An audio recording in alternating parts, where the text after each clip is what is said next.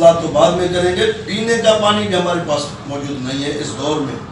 تو میں یہ حکومت بلوچستان کو بھی بتانا چاہتا ہوں, وفاقی حکومت کو بھی بتانا چاہتا ہوں کہ ہمارے ساتھ یہاں پر کیا ظلم کیا جا رہا ہے, اور ایریگیشن کا عملہ اس میں ملوث ہے, اور ان سے پوچھا جائے کہ ان کا کام کیا ہے اور یہ لوگ کام کیا کر رہے ہیں. ہمارا سخت احتجاج اس کے اوپر ہے کہ واٹر کورسز جو اوور سائل ہوئے وہ کیوں ہوئے ہیں.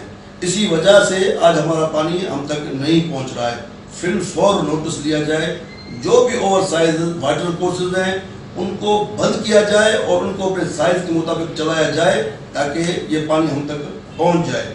تو ہماری یہ چند باتیں تھیں جو یہاں پر آپ کی گوش گزار کرنی تھی, اور مین ہمارا ایجنڈا یہی.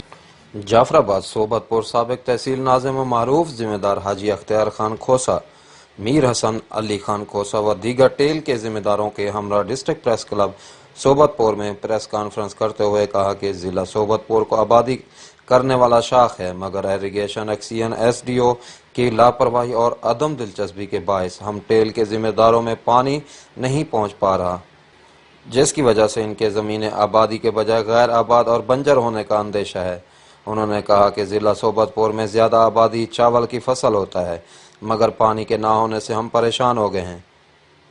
انہوں نے وزیر اعلیٰ بلوچستان اور وزیر ایریگیشن, سیکٹری ایریگیشن اور اپنے منتخب نمائندے میر سلیم خان کھوسا سے مطالبہ کرتے ہیں کہ اوچھ شاخ کے ٹیل میں پانی کے بحران کا فوری نوٹس لے کر اوچھ شاخ میں پانی فراہم کرائے تاکہ چاول کے فصل کا آبادی ہو سکے. بادیگر صورت اے سی ایریگیشن کے آفس کے سامنے خواتین بچوں کے ہمراہ احتجاجی کیمپ لگایا جائے گا. کیمرہ ٹیم کے ساتھ اسماعیل جاکرانی, آور نیوز, جعفر آباد.